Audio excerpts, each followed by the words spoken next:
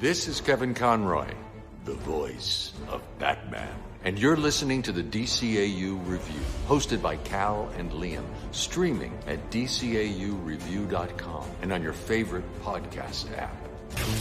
Get charged up for action that'll shock your system. Tell me that's not cool. An unstoppable superhero and his crew embark on impossible missions and will bring mutated villains to justice. When Static's in the house, bad guys better step off. Pull the plug on crime with the adventures of Static Shock. Yeah! Hey everybody, welcome to episode 255 of the DCAU Review. I am one of your hosts, Cal. With me, my good friend, good brother, the man that runs our Twitter account. That's right, it's Liam. Liam, welcome to episode 255 of the DCAU Review. We are back home safe and sound.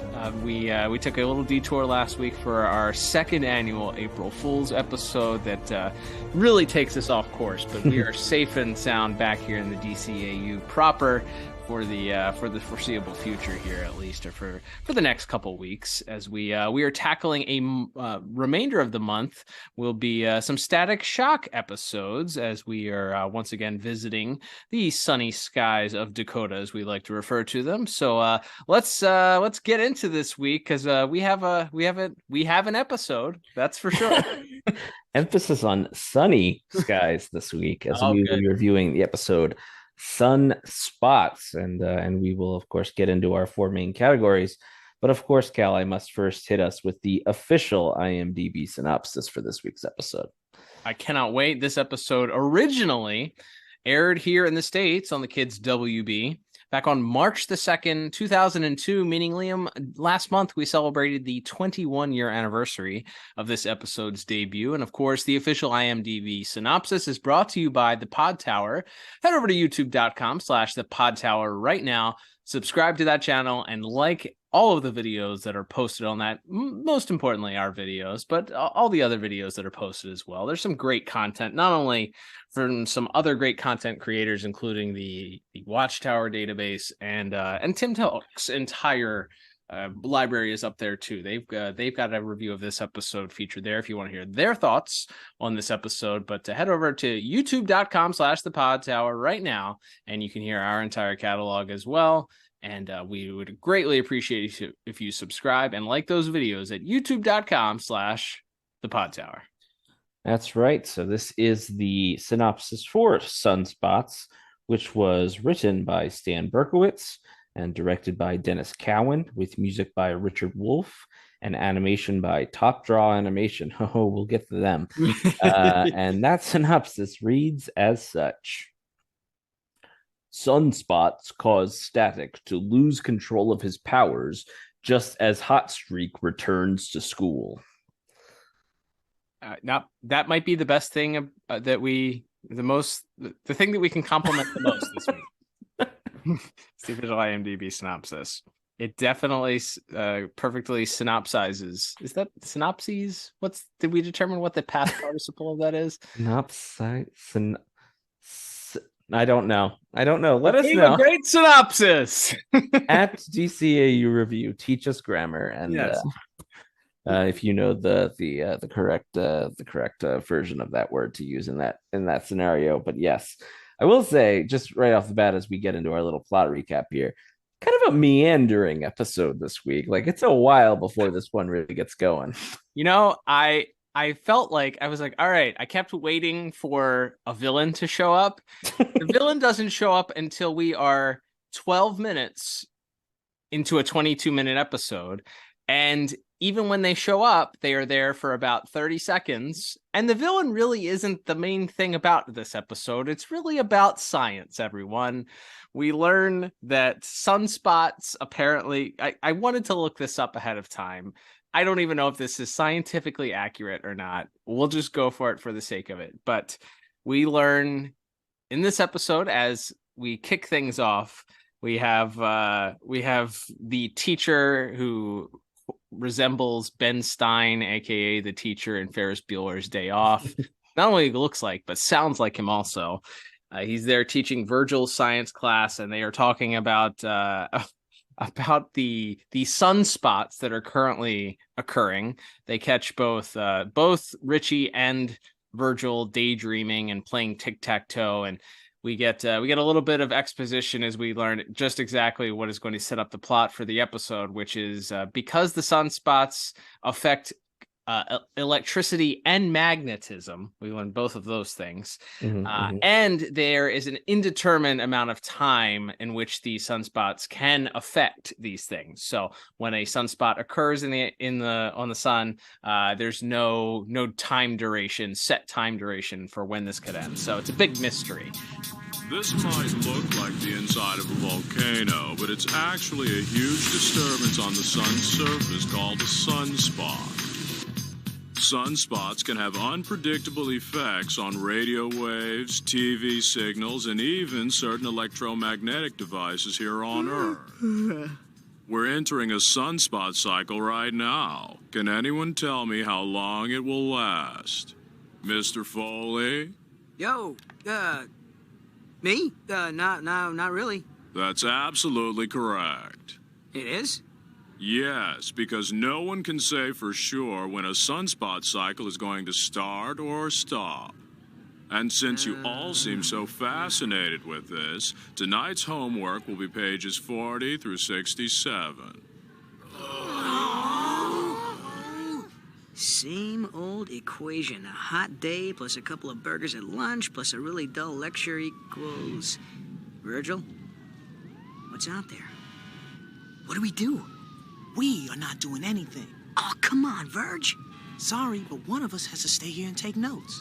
And I think it should be the one without the superpower. And we learn very quickly that Static's powers are being affected by these. Initially, at least for the first 14 minutes of this show, 15 minutes of the show, of a 22-minute run, they just give him this giant power surge. So we get after he realizes that the sunspots are beginning to sort of overpower and overcharge him. It's manifesting in a bunch of different ways, including him.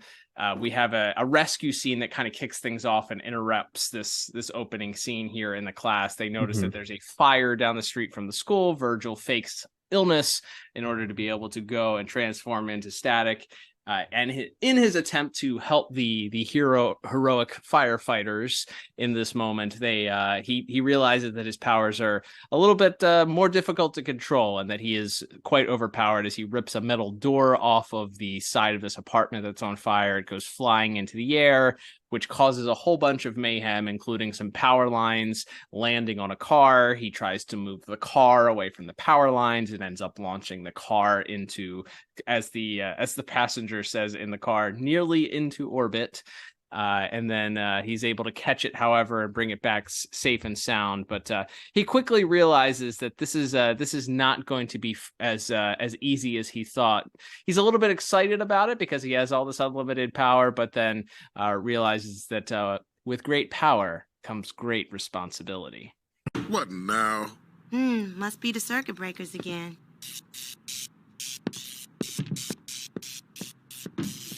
Sharon, bring me the flashlight.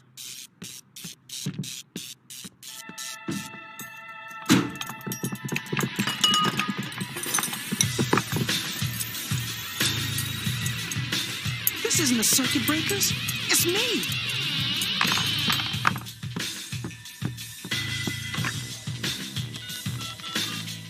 Rich, can you check the net to see if anyone knows when these sunspots are gonna end?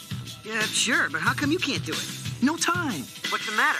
Rich, I got too much power now. I can't control it. I gotta get out of the house before... Rich, just a sec. Hello? Virgil, it's Daisy. Daisy. So he remembers me. Still planning on coming over? Well, Virgil? I can barely hear you. I think I'm having a problem with static. So am I, Daisy. So am I. Yeah, I mean, yeah, we're not in the Marvel review anymore, but I guess we'll allow it. No, that's very much, I guess, becomes the theme very late in the episode when the tables sort of turn. But yes, we have various, as you said, various sort of montages of static just being overcharged and affecting the electricity in his house. Later, we find out he's supposed to go on a little study date with Daisy, who's kind of had it up to here with him because he keeps blowing her off. Of course, not knowing that he's going off to do static stuff, and his dad and sister are kind of giving him a little bit of crap about that. And then the electricity in the house is affected. And so Static's realizing that he's causing issues kind of everywhere he goes, and so he flies off into the night to try to burn off some of this energy. And so we just get this kind of wacky, like we said, this kind of wacky montage of various activities. Mm-hmm. He's just flying around. He's landing. He flies so fast and so far that he winds out somewhere far, far outside of Dakota and has in the to desert. that's right, the Dakota desert, and has to catch a plane, quite literally, to fly back to Dakota, and even then, still is kind of overcharged, and he thinks he's burned off all of the energy, and finally, as he arrives back at his house the next morning, he realizes he's still being affected, and she has to sort of explain to Sharon how all of the furniture and various things in his room all got messed up and pulled around in the room.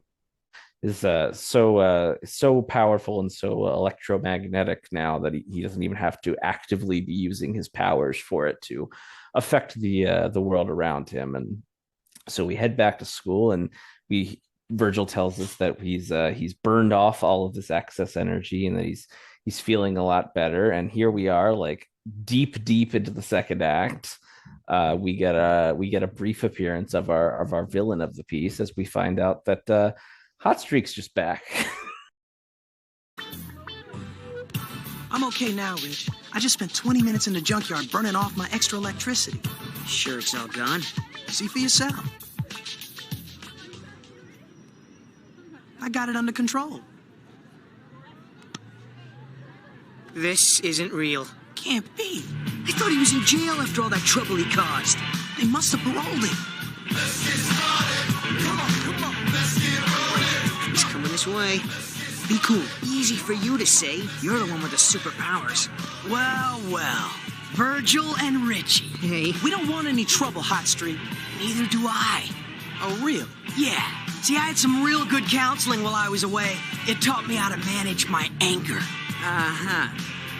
Well, it did. I believe you.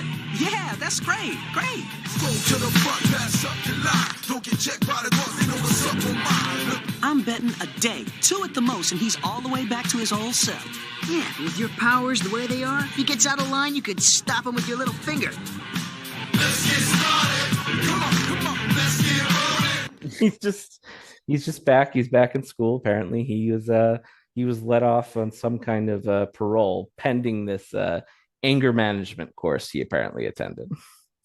Yep, he's back, and he's there maybe to cause trouble. I don't know. We're not quite sure.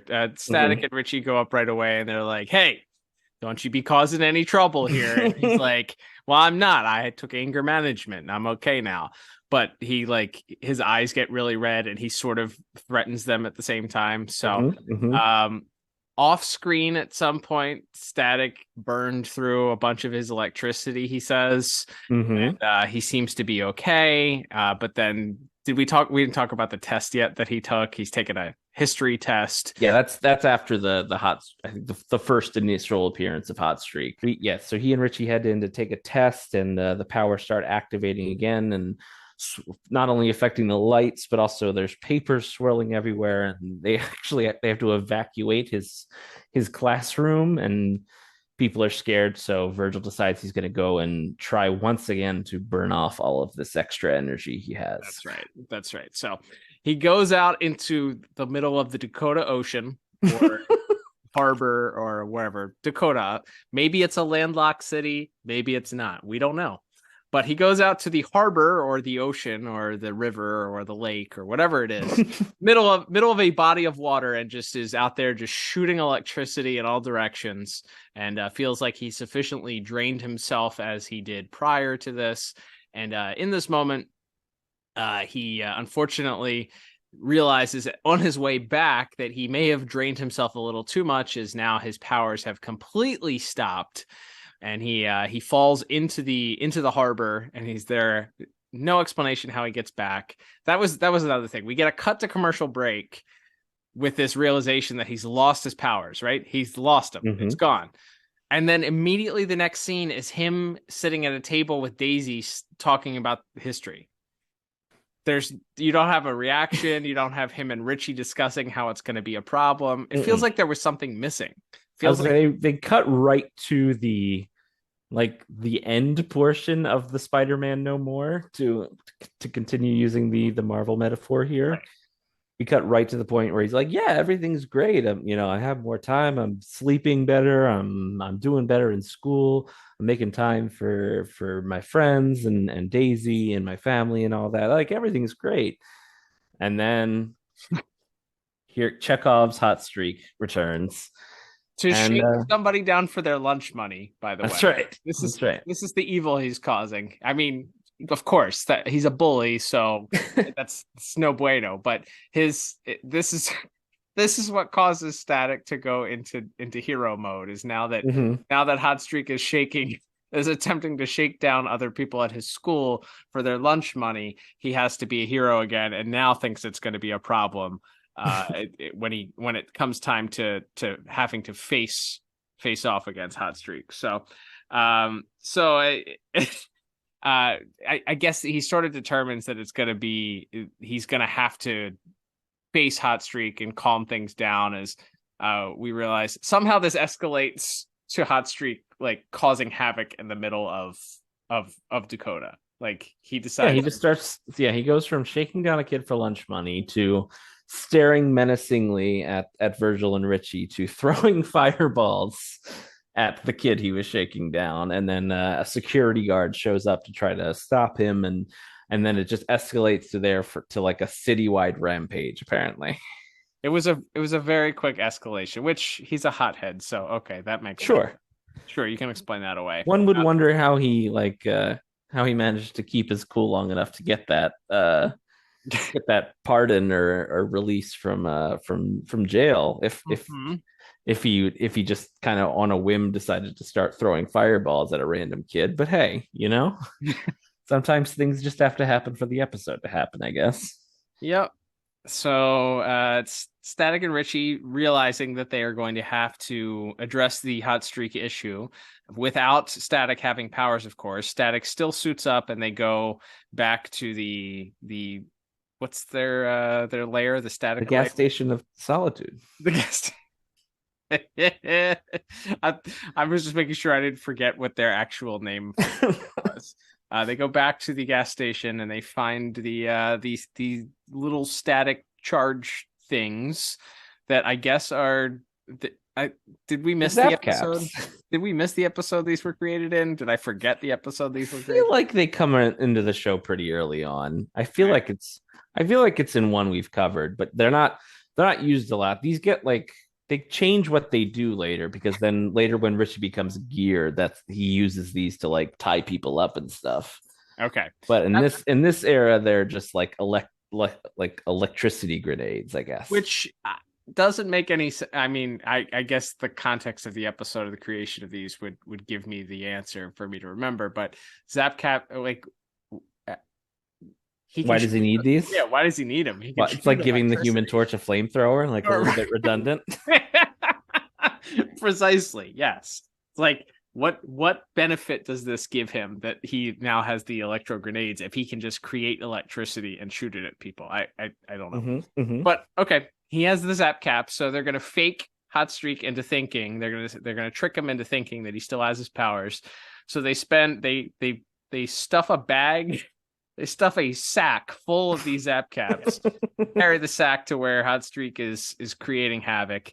They start hurling them at him, which causes him to sort of freeze and stop for a moment. Static walks out, and he decides he's going to show off. And mind you, they've already thrown 15 of these things at him, and they didn't have that many to begin with. So Static just decides he's going to start playing around, and he's going to start showing how much power he has to convince Hot Streak that he's got more power than he has the last time that they met, which would hopefully then cause him to surrender. Well, he very quickly realizes that as Richie runs out of the Zap-caps, Hot Streak immediately intuitive realizes that Static must have no powers. Like immediately connects the dots. Doesn't even take a step or a second to try and like connect the dots. He's just like, oh, your powers are out. Time to chill, Hot Streak.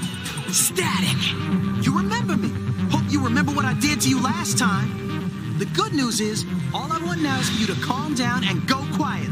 Ah, that's not my style. Listen to me. I've gotten even stronger since last time. Here's what I can do with just the blink of an eye. And here's the other eye. Here's what a twitch of my nose will do. A twitch of my nose. Must be my allergies. You're out of gas. But I'm not.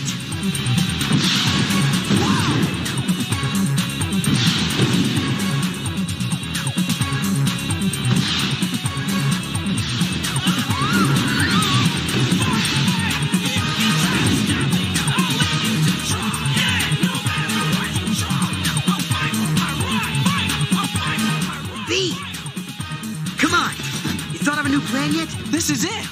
Run as fast as we can. Okay, so then he decides he's going to chase after Static, who runs away, and now Static and Richie are on the run.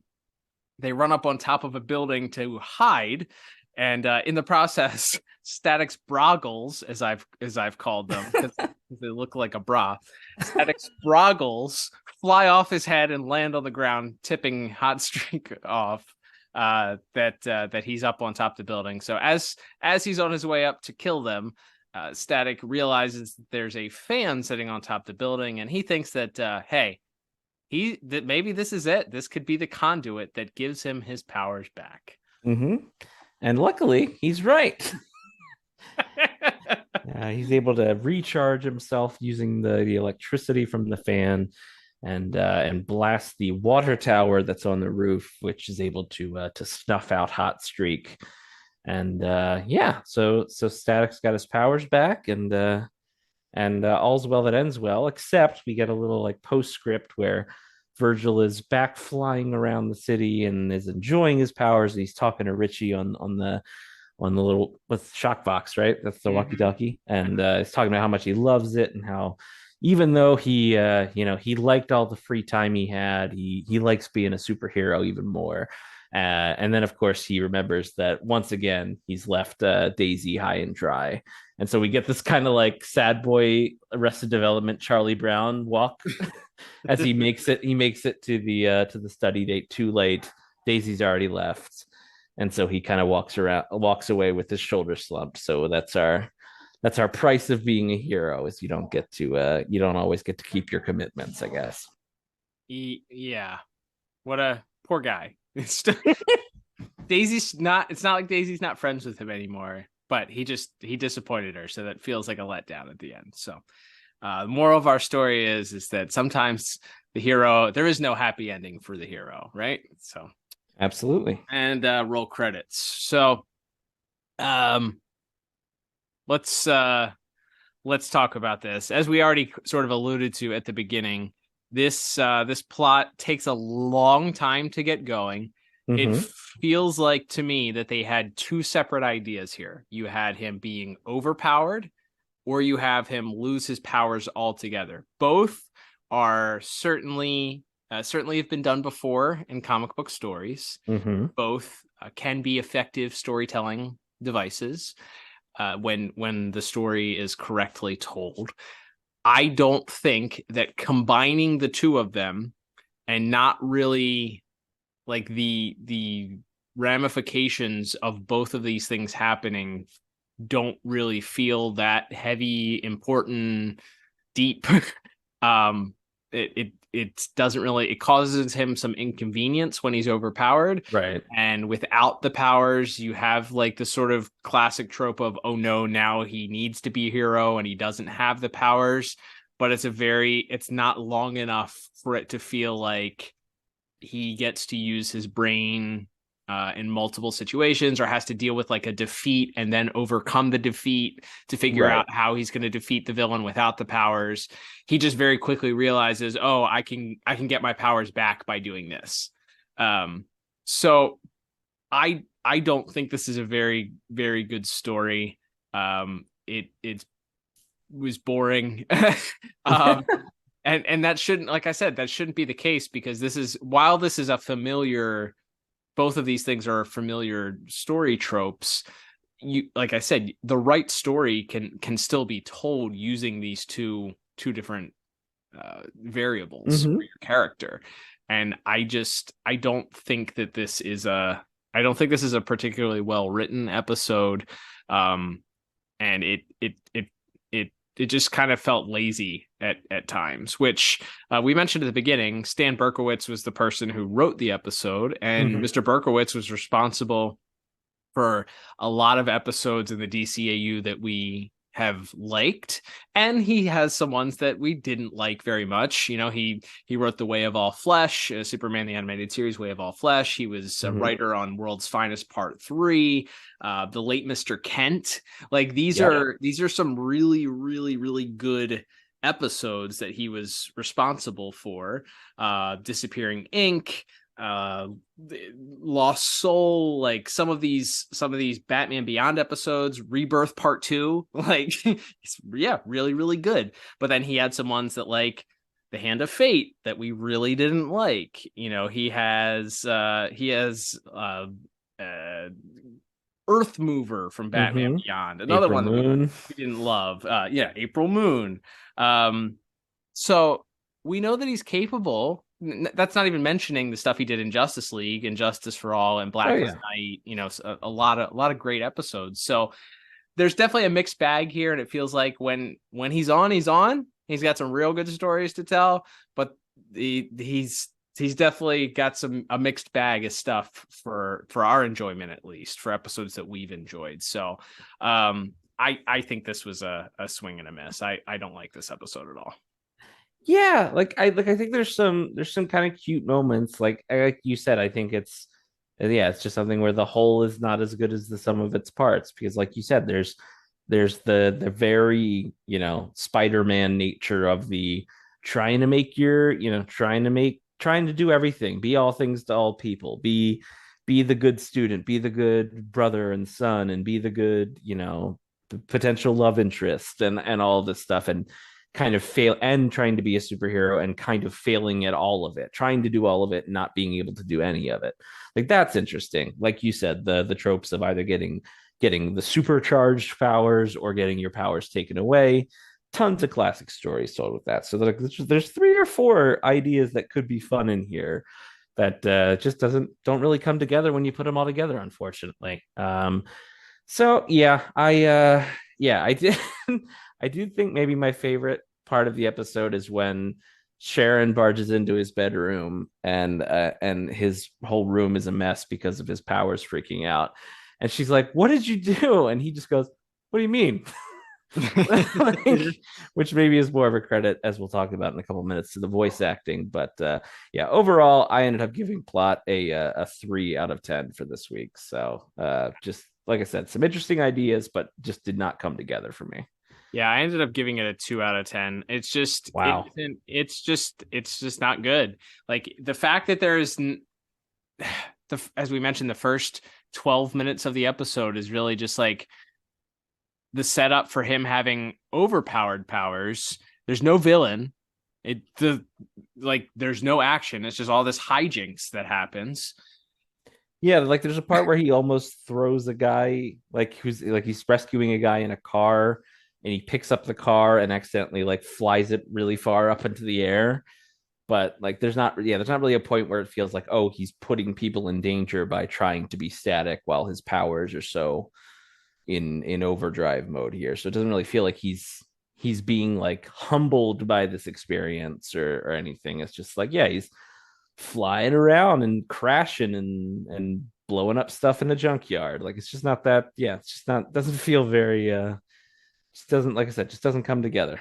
Yeah, it could. I mean, you can take that plot point and go down he's becoming power hungry, like he enjoys the power, and he starts to abuse. It's the Spider-Man 3 thing, or the symbiote Spider-Man thing, the black costume. Like he's enjoying the power that it brings him, and he gets drunk off of the power, and then he realizes that he can't continue down this pathway because it's deviating him off of the path of being a hero. So he has to figure out a way to get the power out of him or whatever. Like that would be interesting. Or it's him without the powers and him figuring out, using his brain and his intelligence and figuring out how he can still be heroic without the powers, or coming to grips with not being a hero anymore and then taking up the mantle again. Like all three of those are stories you can tell as individual stories, but mishmashing them kind of all together in a blender, I don't think worked, especially not for a 22-minute cartoon that, spends a lot of time just dwelling on the hijinks that happens because of of his powers. You don't have to do like a literal 2 or 3 parter here, but since they make the point of being like these sunspots can last for, we don't know how long. Like this could have been a 3 or 4 episode thing where he's overcharged for a couple episodes and then he loses his power for an episode or two. Right. And you kind of build up, and it's not necessarily the same plot or you having to connect all 4 episodes directly, but you just have this kind of overarching thing with what are Static's powers going to do this week. But no, they just try to cram it all together and it just doesn't work. Yep. All right, Liam, let's move on to our next category, which is going to be animation and visuals. As you mentioned at the top, the very controversial top-down animation. I say that in jest because I think we've only talked about them one other time. But this animation studio responsible for this week's episode, we did very memorably talk about them in a prior episode of Static. They did about 5 episodes or so. Including, we've actually covered most of them, believe it or not. Yeah, I was going to say Frozen Out, which was the holiday Christmas episode that we covered a couple years back. You can hear that in the archives. But there was one particular one that we made a point about talking that was very much like a Scooby-Doo episode. Yes. And which episode was that? What was That's Grounded, where folks might remember Static and his classmates fight like a giant amoeba. That's right. It's this green glowing monster. It's Flubber. They fight Flubber. That's right. For 22 minutes. But yeah, that one's very much, it's the same animation studio with that. That episode is set up like a Scooby-Doo episode, and it's also animated very similarly, as you pointed out when we reviewed that one. Check that out in the archives also at DCAU-review.com or the Pod Tower on your favorite podcast app. But for this one, I immediately noticed, I was like, everybody looks like a Disney character, or they're very, very, it's weird to say, but cartoony. Like they move almost like, if you imagine if a balloon animal could come to life, this is kind of how they move. They move like, they just kind of like sway when they're moving, like their heads sway into the frame or out of the frame, and their eyes kind of get real big as they sway in and they sway out. And it's the couple scenes where there's some real strange lighting that occurs. Like I think when he's taking the test and the roof kind of blows off of the classroom, there's this real like bright shiny sun that shines in on this classroom, and this is during the time where we didn't get cell shading. But all of a sudden in this scene, people are cell shaded, but there's this giant like bright sun that comes in, and it looks like something you would see in a more modern day, well, whatever the last true animated movie was that Disney did, but very much in that vein. Like it's just very, very much how you would, sun's rays are animated that way. But yeah, there's a lot of strange decisions in this episode. A lot of guys feel off model from scene to scene for sure. I didn't think there was anything. There's like 1 or 2 standout scenes that I made notes for. I was like, okay, that's enough for me to make a note of. But I'll let you go first since I've been talking a little bit here. My big thing for this week's episode is I think the animation itself is pretty fluid, like, which is probably something we said similarly about some of these other episodes of theirs that we've covered. But yeah, there's the modeling, like everybody is is pretty inconsistent. So I mean, that does go into animation, so maybe it's not fair to say that it's as far as the movement goes, like the sequence where Static is clinging on to the plane and then lets go and flies off, and then he throws the saucer out kind of into the sky and lands on it and then floats down, and like I think that's all animated very, very well. Like I think that some of the action beats is some of the stuff with Hot Streak at the very end where he's kind of like behind a wall of fire and you kind of see his silhouette and then it kind of parts and he walks through it. Like there's some cool animation itself, but yeah, the very inconsistent models. I thought a lot of people looking different depending on kind of what side of their face you're looking at or what they're doing in the scene. Feels like everybody is just kind of inconsistently rendered throughout this episode, and then yeah, as you already mentioned, everybody kind of on top of that, everybody has like these big saucer eyes, like they're in the Disney cartoons. So like I said, I think there are some highlights to it. Like there's some of the animation itself is fun when Static's kind of losing his powers and he's kind of skipping across the water on his does that hoverboard he flies around on have a name? This is the problem of only coming back to Static like once every 6 months. I feel like Static dish. No, a saucer, right? It's the Static saucer. Okay, that's what I'm gonna say anyway. But yeah, like I think that's kind of a fun sequence, and yeah, so I think there's some fun stuff. Francis Hot Streak is like he makes like a fire sword at the end that he's gonna fight with for some reason. So yeah, I think there's some kind of fun bits in this episode, but yeah, overall it's just anytime when it's just people talking on the screen, it looks weird and everybody looks a little bit off model. Yeah, I concur with that. The only sequence that I really liked when he ended up in the desert with the purple night skies. I thought that whole sequence actually looked pretty cool. We don't really get nighttime action too often because this show is so bright and set during, intentionally set during the day. There were decisions that were made for that. So when we do get like a nighttime scene, it stands out. So the scene with him at night and the sky is like purple. It sort of very nicely plays off of his costume, the bluish, hue of his indigo hue of his costume, which I really like. And then the sequence of him flying on the plane, stuck to the plane, doing the backflip off of the plane to land on the saucer you mentioned. I really liked that. I thought that whole sequence was animated really smoothly, really well. And it's at night, so it hides some of the weird looking, non-cell shading from this early second season.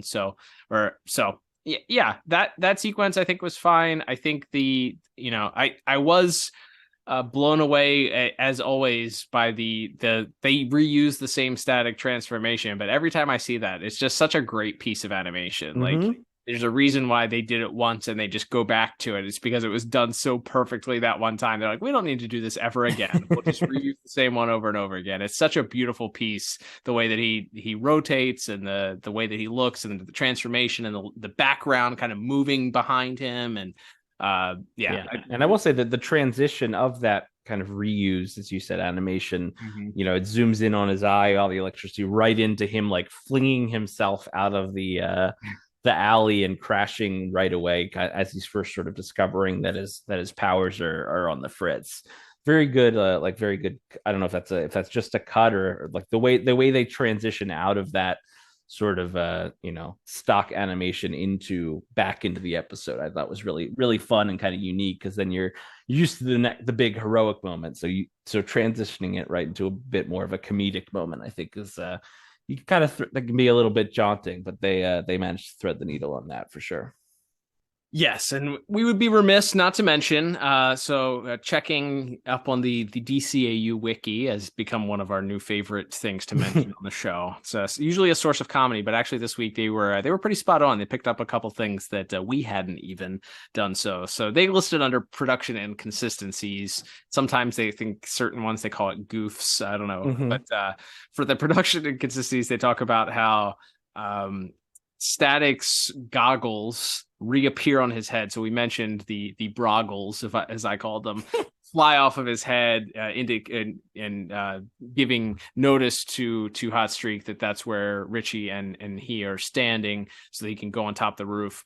They appear later on back on his head. So you missed that completely. They somehow reappeared.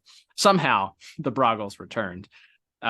We also then have there's a scene when Hot Streak shows back up at the school. He and Virgil start showing up, and they have this conversation, and they start showing up in the wrong position. So cutting scenes, they didn't pay attention to who was standing where, which is a continuity error. Mm-hmm. And then maybe the biggest one, which had you and I kind of laughing about, is when Virgil is in the class taking the test, and they do a far out pan. We see that in Virgil's class is his sister Sharon, who is pretty well established that she's significantly older. She's going to college, I believe. Yes. So there is absolutely zero reason why Sharon in the high school classroom of Virgil taking this test with him. So yeah, that's a big no, and a lot of continuity errors that were made for this one. Just kind of sloppy, not really paying attention, or using character models when they shouldn't be. So maybe the notes didn't make it over in time, or the translation, or there was too much that they cut out already. Not quite sure what happened there, but definitely some issues there with that slipped through the cracks. Yeah, absolutely. That's the kind of stuff. It does happen from time to time, but it's just so blatant in a few scenes in this one, especially. Yeah, people. And again, I know sometimes that comes because for some reason you have to like flip, just like make a shot backwards for the way they're supposed to be looking or something. So I thought maybe that could have contributed to why people are switching positions, but I that's just a guess on my part. But yeah, overall, just consistently inconsistent. Like we said, there are some highlights in the animation, some pretty well animated stuff in some of the actions and hijinks we get in the first half of the episode, certainly. So I ended up settling on just a 5 out of 10 for my visual score. Like I said, I think there's some fun stuff in there, but the rest, like I said, the rest of the pack is just everybody's off model in multiple ways throughout this episode, and like you said, some of those other goofs and inconsistencies just kind of added up there. So I ended up with a 5 out of 10. I went 1 point lower. I was at a 5, and then when I was looking at those inconsistencies, that Sharon one is just like a big. That is pretty. That's a pretty bad one. So I ended up taking an extra point off for that. So I went to 4 out of 10 for my animation. At least like change her hair color or something. Right. If you got to reuse reuse the model, then do something to change it up a little bit. All right, Liam, let's move on to our next category, which might be the category for a change that we have the most to talk about. And that is the music for this week. Who's responsible for these masterpieces this week? We have Mr. Richard Wolf to thank, according to the credits at least, and according to IMDb as well. Not that one though. Not that one. Not the Law and Orders. Correct. Richard Wolf. Okay. But yes, we have him to talk about. And yes, as you mentioned, not only do we get our classic season 2 static theme used throughout, but there's quite a few additional tracks. And that's the other thing with static, is that I think, like a lot of cartoons of this era, and unlike a lot of the other DCAU shows, they didn't have new music done for every episode. So you just have a lot of which we talk about a lot, I think, when we talk about the show. It's like, yeah, it's, it kind of blends together, and then the static theme comes in at the end. But this week we got a lot of hot new tracks, and as has been a point of contention in the past, something I love and you're not so crazy about is that most of the tracks have lyrics in them, and a guy very loudly shouting lyrics as other people are talking. But I thought I just adored the music this week. You know what? I'm probably gonna surprise you with this. Okay, I'm going to say something nice about this week, because the plot was so meandering and such a weird mashup. I had to look for something to like, all right, this is entertaining. The music this week undoubtedly entertaining. From the first track that I noted, which was "It's a Mad Mad World," which it's just the guy, and this is the thing with it's more funny than it is annoying now to me. Like, whatever the lyrics are, this is how they sat down and wrote these songs. They had a beat and they decided whatever the song was going to be. Sometimes it's directly related to whoever the villain or the person or whatever's happening on the screen. Mm-hmm. Sometimes it has nothing to do with whatever's happening on the screen. It's just words. In this case, with the exception of the hot streak theme, which we'll talk about in a moment, we don't have. I didn't think that there was too much continuity between the lyrics of the song and what was happening on the screen, especially when we have him screaming "It's a Mad Mad World" over and over and over and over again. Lock up your board up your windows and lock your doors or something. Right. It's a while Virgil is sleeping. Right. And the stuff in his room is freaking out. Yeah. It's like, did they just have these tracks written and they're like, yeah, it goes here. We're just going to put this track here. Yeah. This one goes here now. Does this have anything to do with what's happening on my screen? Doesn't matter. It's going here. And it's definitely like a DMX riff, because it's like a real like serious like deep voiced man he's going hard on this track. Yeah, about how it's a war out there and board up. That was isn't that a completely second? Oh wait, I might be thinking of a different one. No, it's a war out there. It's a war out there. It comes right afterwards. Okay, that's the one I was thinking of. And that's the one. I think it's a Mad Mad World is like when he's first coming to grips with the that's right power stuff, and then it's an all out war is the sleeping track, which again. Not a whole lot of understanding like why these tracks were selected for these particular spots. And then when Hot Streak returns, we do get Hot Streak's theme, which is "Fight Fire with Fire," which is that one. But then when he first shows up, before he starts using his powers, there's one that's just like, "Let's get it started.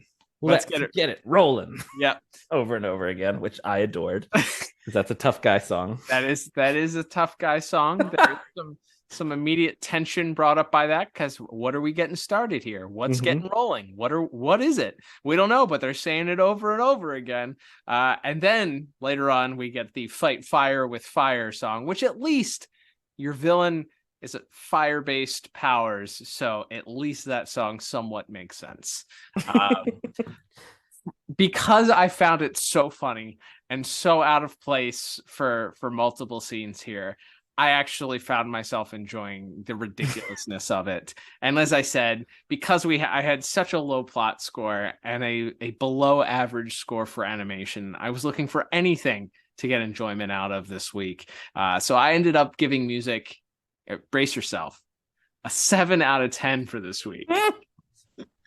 Well, we're not as far apart on music as I thought we were going to be. I gave music a 10 out of 10. I was just loving it. This is the best part of this episode by such a wide margin. I don't even know what to tell you. Just to remind the folks at home, Liam's highest music scores that I can remember, The Forgotten, 10 out of 10. Probably The Last Laugh. It's probably a pretty high score. Savage Time, high score. Also Sunspots, 10 out. Also Sunspots. A perfect score. No. I think this is the second stat. I think I gave Hard as Nails 10 out of 10 for music too. So there might be 2 statics in there. Just for the record. All right, Liam, let's move on to the final category this week, which of course is going to be our voice actors. Because there's not a whole lot that happens here, we don't have a whole big cast to talk about, but we can review our normal cast's reappearances this week as we discuss this week's voice acting. Yeah, just briefly, I'll run through them here. We have a brief return of Crystal Scales as Daisy Watkins. We have Michelle Morgan as Sharon. Briefly, we have Kevin Michael Richardson as as Virgil's dad. And then of course we have the returning Danny Cooksey, briefly as the voice of Hot Streak. And I mean, he's good in this role. He doesn't get, as mentioned, he doesn't get much to do. He just shows up. He's like, I'm back. And then in one scene later, he's like, all right, I'm gonna throw some fireballs again. Yep. So he doesn't get much to do, but always enjoy having him back in the fold. Yeah, he's fine. There's he doesn't get a lot to do. And we have of course Jason Marsden as Richie, and also the kid being bullied by by Hot Streak, which I only want to note because he's like leave me alone. He's like, bet you your lunch money I won't, or something. He's like, I don't want to bet you, I just want you to leave me alone. And I thought that was a pretty funny little exchange. But yeah, we have of course him as Richie Foley, and then Phil Lamar as playing the dual role, not only as Static but also doing the, as mentioned, the Ben Stein, Ferris Bueller droning teacher at the start of the episode, who gets our science lesson about what sunspots are. So as always, Phil Lamar, you got to have him do like 2 or 3 voices. Yeah, I mean, it's mostly Phil Lamar's episode, and because there's a lot of time, as we've said, where it's just Static zipping around, getting into hijinks with his powers. I mean, everybody's fine. Like there's not there's not a lot for a lot of them to do, but everybody's pretty good. Yeah, I think everybody, there was nothing that I was like, oh, that was terrible. And I think some of that comes with the fact that we have people that are series regulars that did this regularly and that interacted with one another. I don't think there was anything that stood out that I was like, oh, that was really good. I think Phil Lamar playing, it was difficult. The story let him down because he doesn't really have any time to deal with the consequences or ramifications of being overpowered or no powered, as we talked about. Like there's not a lot of time for him to kind of deal with that. So we don't get any real deep emotional scenes either way. We get him sort of figuring things out at the end as to what he's going to do, and how he's going to, how he's going to overcome the fact that he doesn't have powers to defeat Hot Streak. But that's the it's not even that much. Like, it's very, very quick. So there wasn't anything that stood out. Everybody's fine. So I ended up going with a 5 out of 10 for voice acting. It's just everybody's fine. Nobody's offensive. There weren't any bad performances, but I didn't think there was anything that stood out that I was like, yep, that's a great scene or that's a great line. Of course, our 2 main actors, Mr. Marsden, and Phil Lamar both have great chemistry together as those 2 characters. So they're fine. They do what they're supposed to do, but the story, unfortunately, I just feel like didn't give them much to work with this week. Yeah, I like kind of the back and forth in the when they're in the gas station getting the Zap-caps, and Richie's like, I thought you liked not having the responsibility, and I thought you liked being a normal person, and Static's just like, no, yeah, but I gotta do this. Like, I think, like I said, in a better episode where they could have focused on that side of the story more, I think these 2 obviously would have risen to the occasion and given us a lot more to talk about here. But I also went with a 5 out of 10 for voice acting. I think everybody's totally fine in this episode. Everybody does their jobs perfectly fine. But yeah, hard to pick anything that really stood out as far as a performance in this one. There you go. All right, Liam, well, it'll be time to total up our scores as we wrap things up for this week. And totaling everything up for this week, I have a not so great 18 out of 40. What about you? And my final score comes a little bit higher at a 23 out of 40. Do we even need to talk about rewatchability? No, like we said, unfortunately, this doesn't really have any ramifications. We just move on to our next adventure with these sunspots having passed. So, and even with Hot Streak, a returning villain that was one of the main bad guys, he's in the freaking first episode and is like plays a big part in the opening sequence, but really he doesn't play a big enough part, and there's nothing that you carry on to other episodes from this one that requires a watch.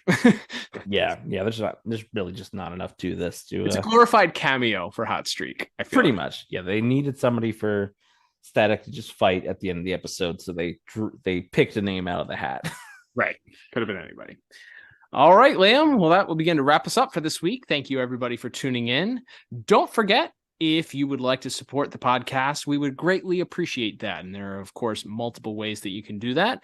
We'll run through those real quick. You can, of course, subscribe to the podcast on your favorite podcast app, Apple Podcasts, Google Podcasts, Spotify, and leave a 5-star review. If it lets you leave a little blurb about what you enjoy about the podcast, even if it's a one sentence, love this podcast, we would greatly appreciate that, because that helps out the algorithm, allows more people to get exposed to these podcasts, and we would greatly appreciate that.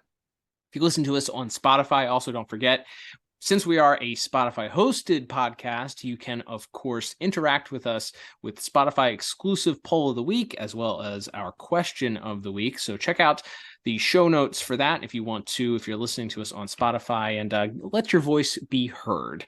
You can also support the podcast a couple of other ways, including subscribing to us on the Pod Towers we mentioned at the top of the program.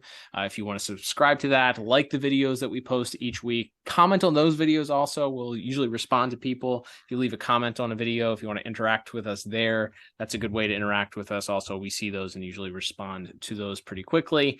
We also are posting shorts on there. So, or what is that what they're called? Is YouTube shorts? I think it's track. still shorts. Okay, I can't keep track of who has what. Instagram has Reels, TikTok has TikToks, and YouTube has Shorts. Yeah, I think Facebook's tried to get in on this too, but I don't know. Well, they are Instagram anyway, so yeah. We'll just pretend. We'll just keep pretending they don't exist. Yeah, that works for me. So if you like those also when you post them, also give those other shows, as we mentioned at the top of the program, a listen as well. Jump on the Bat-Wagon, and the Tim Talk podcast are also available on the Pod Tower stream. So some great work being done by our friends there. You can also, if you want to support the podcast monetarily, we greatly appreciate that. We love our supporters. We have a couple of fine folks that monthly support us, give us their hard-earned dollars for no good reason. So we are greatly appreciative of that, because that helps me and Liam buy a coffee every now and then. So if you would like to join them, you can check out the show notes. There's a couple of ways to do that. There's a link to directly support the podcast, or if you want to get something for your money, head over and check out those show notes. There's a link over to our store. You can pick up a piece of merchandise and support the pod that way. Liam, we will be back again here next week with another episode of Static Shock, as we keep staying here in Dakota with Static, Richie, and his group of supervillains. What episode will we be watching next week? That's right, Cal, and it'll be an odd milestone given how we sort of jump around with Static, but we will be next week polishing off the very last episode of season 1 that we had yet to cover, that being the episode Winds of Change. Some familiar names worked on that episode, including James Tucker as the director, so I'm sure we'll get into it there. I think it's more of a character episode for Virgil and Richie, and actually may in fact feature some more Zap-caps based on this this thing I'm getting. So perhaps we hadn't covered the invention episode yet. So we will look at that next week, and yes, we will toast to us polishing off the first season of Static Shock. Zap-caps, the secrets of their past and how they came to be. Next week on the DCAU review. Yeah, get a better hook than that. But until then, I'm Cal. And I'm Liam. And we will talk to you on the next episode of the DCAU review. Bye-bye.